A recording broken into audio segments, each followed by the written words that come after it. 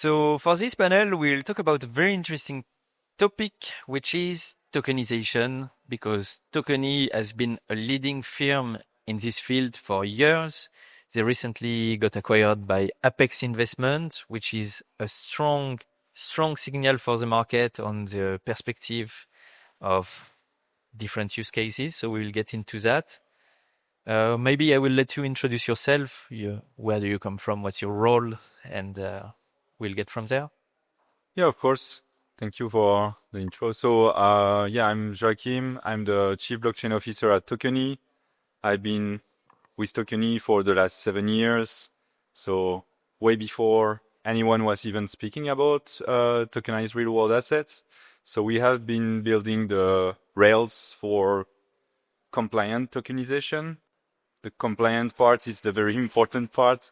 So I've been instrumental to develop the ERC-3643 standard, which is the main RWA standard today on EVM chains.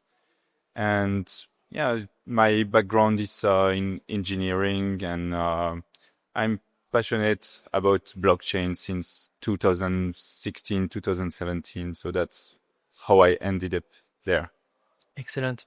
And so maybe let's talk about this standard that made your reputation, the ERC-3643. Why was it needed, and how did you make it? Yeah, so the standard was needed because when you tokenize real-world assets, you need to enforce compliance at the smart contract level. You cannot just have these kind of assets running free on blockchain rails like classic ERC-20s. There were a lot of attempts to do already this kind of approach even before we started with T-Rex, so Token for Regulated Exchange, which evolved into ERC-3643. But everyone was building their own kind of silos on their side, and it was just not interoperable with each other. So what we wanted to create with ERC-3643 was a standardized approach, open source that we can share with everyone, that everyone can build on, and that can be as modular and as flexible as possible. So you can basically represent any type of asset with ERC-3643.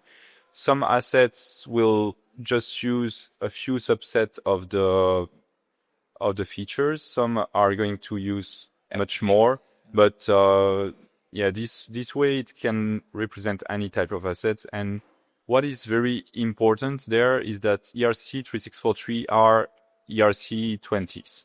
Yes. So they use the same interfaces so that every tool that has been built for ERC-20 is natively compatible with ERC-3643.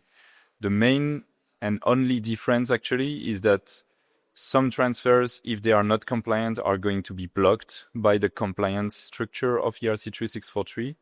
And only eligible investors are able to hold these tokens. And yeah, that's the main difference. Okay. We will get into how this compliance is enforced and what you're checking, but just a step before, like, who uses this standard today? Who are the clients, users, and what use cases? Yeah, so actually we have created a non-profit association around the standard to gather all the members of the industry who are actually using the standard and building on top of it.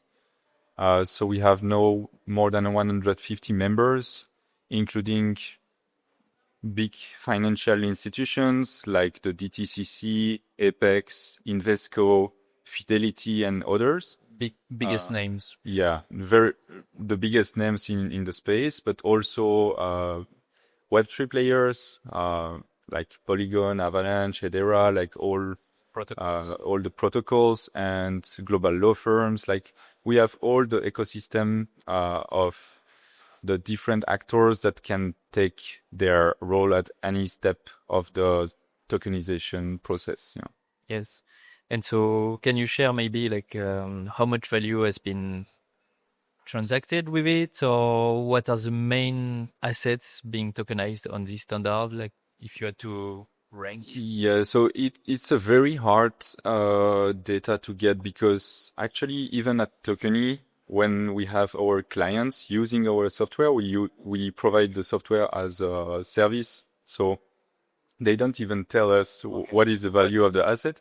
But the last time that we had to do this research for a fundraising actually from Tokeny in 2021, the value that was tokenized back then was $28 billion, only with Tokeny, but much more with all the other actors of the ecosystem. And since 2021, Tokeny has been tokenizing a lot of other assets. And it's only the beginning. Like, as you said, we have been acquired by Apex. Apex has $3.5 trillion of assets to tokenize. So it's a long way to go. Yeah.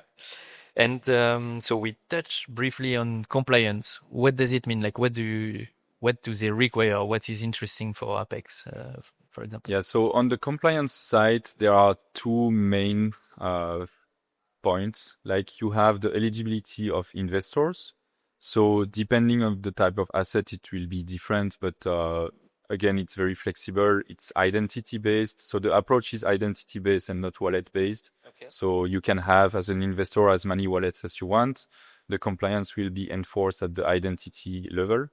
And yeah, you have eligibility rules based on, are you eligible to get this asset, like KYC, AML, whatever. Mm-hmm. And then you have like the offering rules. Like, for example, in some jurisdiction, you have a maximum number of investors in a specific country, or you have a maximum volume of transfer per day, per month, per investors. These kind of things can be enforced automatically by the smart contracts. Yep. And yeah, that's the two different types of rules. Excellent.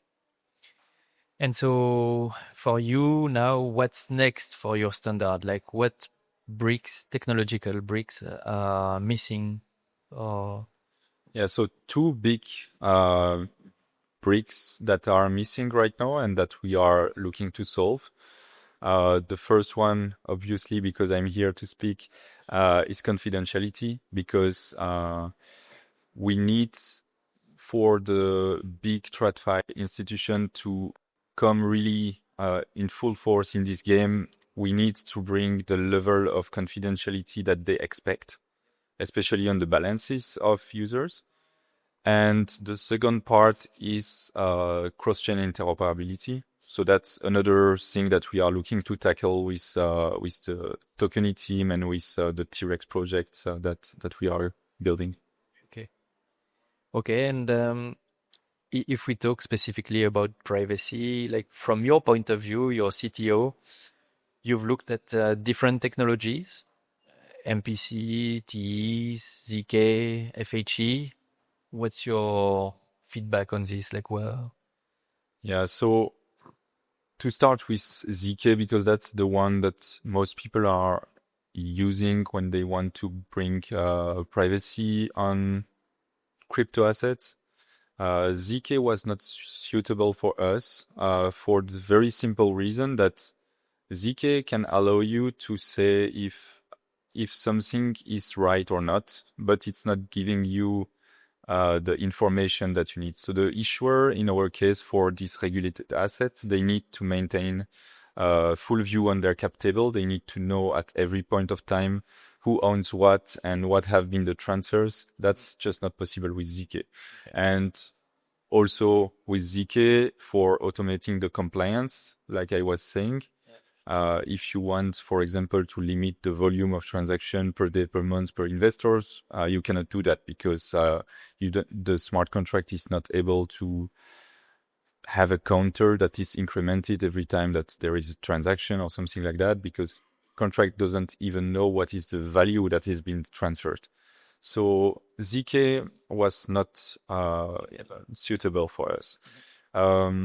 After that, a lot of financial institutions have been building on private chains because that was their solution for that. Yes. So private chains, I mean, they are good for this. Like you can bring confidentiality, of course, but it's like using an intranet when the internet is there. So you are building only on your own silo on your side, and your tokens are just there sitting on the chain on your wallet, and you cannot do anything with them. Like, or you can just do it in a very limited way on the platform, like on the marketplace of the issuer.